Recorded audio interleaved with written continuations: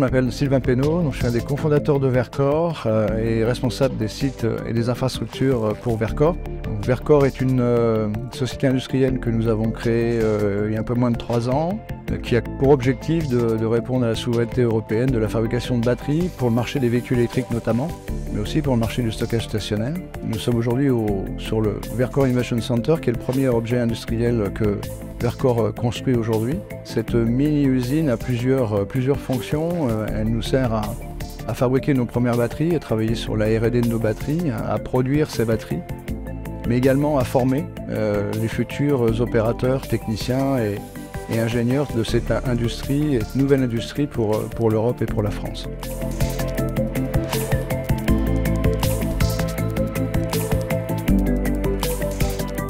La difficulté, mais c'était aussi une des raisons du choix, c'est que nous sommes sur un site idéal au centre de l'activité grenobloise, qui est une grande activité autour du développement à la fois des thématiques de l'énergie, du digital et de l'électrochimie.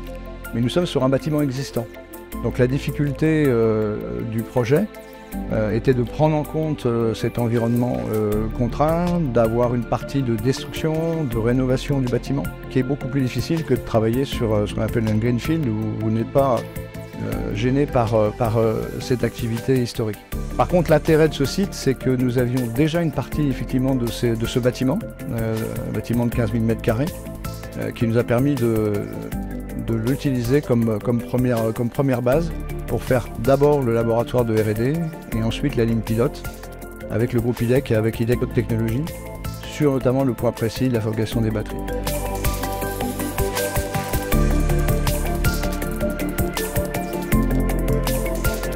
Ce projet en fait avance vite. Nous étions une quarantaine de personnes lorsqu'on a vraiment commencé à travailler avec le groupe Renault. Nous sommes presque 300 aujourd'hui. L'objectif était d'avancer et d'apprendre en marchant entre guillemets et d'avoir en fait un partenaire qui ait la flexibilité pour travailler avec nous tout en ayant l'agilité pour adapter aussi le projet de construction aux nouvelles demandes ou aux besoins qui se faisaient naître au fur et à mesure des compétences qui ont intégré Verkor.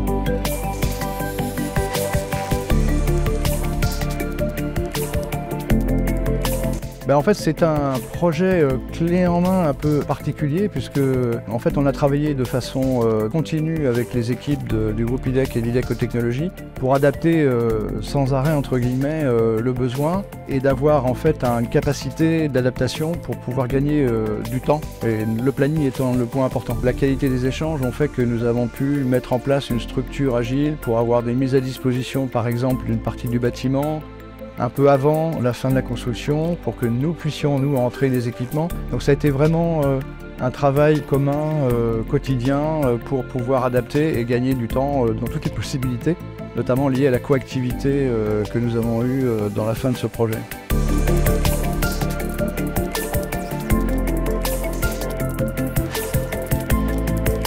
La valeur ajoutée, c'est d'avoir cette compétence, c'est une compétence très pointue.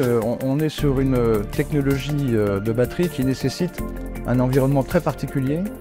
Ce sont à la fois des salles blanches, qui sont assez connues dans le monde du semi-conducteur, et qui sont en plus des salles sèches, c'est-à-dire que les batteries ne supportent pas ni les particules, ni l'humidité dans une pièce.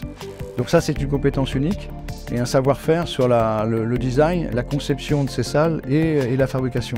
Donc on a pu profiter aussi de cette compétence pour éviter éventuellement les erreurs de débutants sur des sujets comme ça, même si on a aussi bénéficié de toute la compétence et l'expertise de Verkor qui est venue au fur et à mesure avec les équipes qui ont rejoint Verkor, puisque Verkor aujourd'hui, j'en parlais tout à l'heure, c'est presque 300 personnes, mais avec 37 nationalités différentes.